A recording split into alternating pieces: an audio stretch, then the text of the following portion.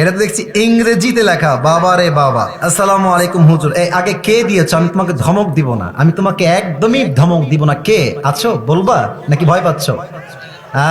সোনামণি, দাল মে কুছ কালা তো জরুর হ্যায় ইহাঁ পে। আচ্ছা ঠিক আছে, যাও, আমি বলবো না। আমি আজকে তোমাকে নাম বলতে বলছি না, আমি পড়া ট্রাই করছি। এদিকে তাকান। আসসালামু আলাইকুম হুজুর, টেক লাভ। ওয়ালাইকুম আসসালাম।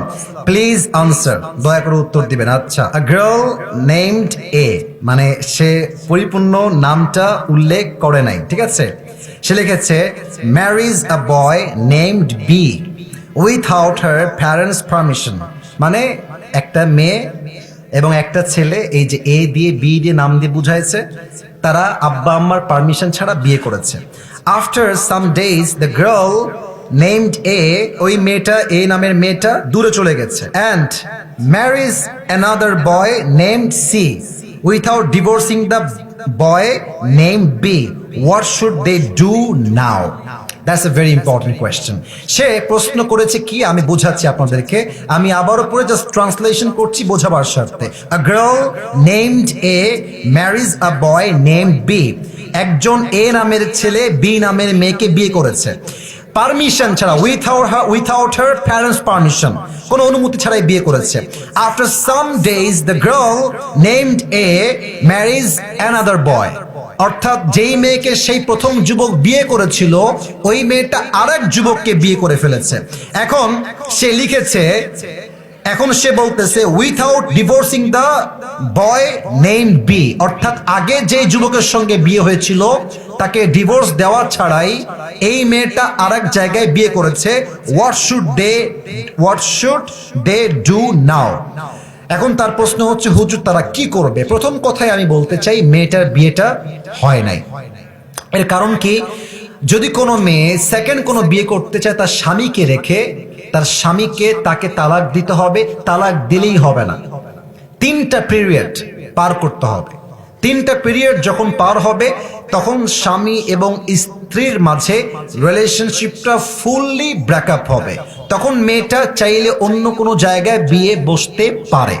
এখন সে যে প্রশ্ন করেছে, এই প্রশ্ন হচ্ছে এমন, হুজুর সে ওই প্রথম ছেলেকে ডিভোর্স না দিয়ে আবার আরেক জায়গায় বিয়ে করেছে। আমার মনে হয় যেই মেয়ে প্রথম স্বামীর থেকে ডিভোর্স না নিয়েই অন্য কোথাও বিয়ে বসে যায়, তার চরিত্রে নিশ্চিত ভেজাল আছে যুবক ভাইরা। আর আমি একটা কথা মনে প্রাণে বিশ্বাস করি, বিশ্বাস বড় একটা দামি জিনিস। সস্তা মানুষ বিশ্বাসের মান ধরে রাখতে পারে না। যেই মেয়েটা তোমাকে ডিভোর্স না দিয়েই বিয়ে করেছে, মনে রাখবা ওইটা আসলে সেকেন্ড টাইম তোমার বউ হওয়ার যোগ্যতা রাখে না। ওকে ডিভোর্স দেওয়াই উত্তম হবে। তবে মেয়েটা যদি এখন সত্যি বিয়ে করে সংসার করে, আমি আপনাকে কোরআন দিয়ে বলছি, হাদিস থেকে বলছি, কোরআনের চোখ দিয়ে বলছি, হাদিসের চোখ দিয়ে বলছি, মাসআলার চোখ দিয়ে বলছি, মেয়েটা এখন স্বামীর সঙ্গে থাকলেও জেনা হবে, শুইলেও জেনা হবে, ডানে বামে যাবে, একসঙ্গে থাকবে, দ্বিতীয় স্বামীর সঙ্গে প্রত্যেকটা কাজ জেনার শামিল হবে। কারণ তার প্রথম বিয়ের থেকে সে এখনো মুক্তি পেতে পারে নাই। কথা ঠিক আছে কিনা বলে? আর যে আমাকে প্রশ্ন দিয়েছো তাকে আমি এতটুকু বলতে চাই, যদি এটা তোমারই ওয়াইফ হয়, আমি জানি না কার ওয়াইফ, বাট তোমার বন্ধুও যদি ওয়াইফ হয়, বন্ধুকে আমার এই মেসেজটা বা ভিডিও পাঠিয়ে দিও। এরকম মেয়ের সঙ্গে সংসার করার কোনো দরকার নাই। এবং এই মেয়েটা যা করছে এখন, বিশ্বাস করেন, যাকে যে বিয়ে করেছে, ওই মেয়েটা যাকে বিয়ে করছে, ওর জীবনটাও জাহান্নাম হয়ে যাবে। এবং মেয়েরা, ভাই কি বলবো, বললে কথা বের হয়, মেয়েরা বিয়ের সময় এত পরিমাণ মিথ্যা বলে।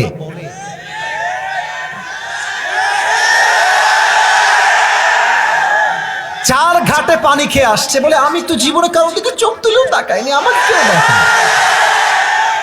এই মিথ্যা কথা বলে যুবকটাকে বিয়ে করে, আর যুবক পরে গিয়ে জানতে পারে যে এইটা সবচেয়ে নষ্টা ক্যাটাগরির মেয়ে। যুবক ভাই, আমার প্রিয় বোনেরা, আপনার বিয়ের পূর্বে সত্য বলবেন, যা বলবেন বাস্তব বলবেন। আপনি আজকে আটা মেখে বিয়ে করবেন, আপনাকে তো বাসর তো মুখ ধোয়া লাগবে যুবক ভাইরা। কথা ঠিক আছে না? তো আমরা বলি, আগের বেজার ভালো, পরের বেজার ভালো না। যা আছে বলে দেন, বাস্তবতাকে হাইলাইট করেন। যে ভালোবাসবে সে সবকিছু মেনে আপনাকে ভালোবাসতে চাইবে, ঠিক কিনা? আল্লাহ যেই মেয়েটা এত বড় বেঈমানি বাটপারি করেছে, আল্লাহকে হেদায়েত দান করুক। পরে সবাই আমিন। আর আমার মনে হয় যে এর পেছনের বাপ মায়ের হাত আছে, মেয়ের বাপ মায়ের হাত। মেয়ের বাপ মা বলে, এই তুই চলে আয়, তোর যা লাগবে আমরা তোকে দেব। বাট মাথায় রাখবেন, মেয়ের একবার ডিভোর্স হয়ে গেলে মেয়ের গায়ে কলঙ্কের দাগ লেগে যায় যুবক ভাইরা। নেক্সট টাইম সহজে বিয়ে হতে চায় না। তো যেই মেয়েটাই কাজ করেছে ওকেও আল্লাহ হেদায়েত দান করুক, আর যেই যুবককে ওই যে প্রথম পুরুষ যাকে সে বিয়ে করেছিল, আল্লাহ তাকেও সহি সমাজ দান করুক, সবর দান করুক। আমরা সকলেই পড়ছি আমিন।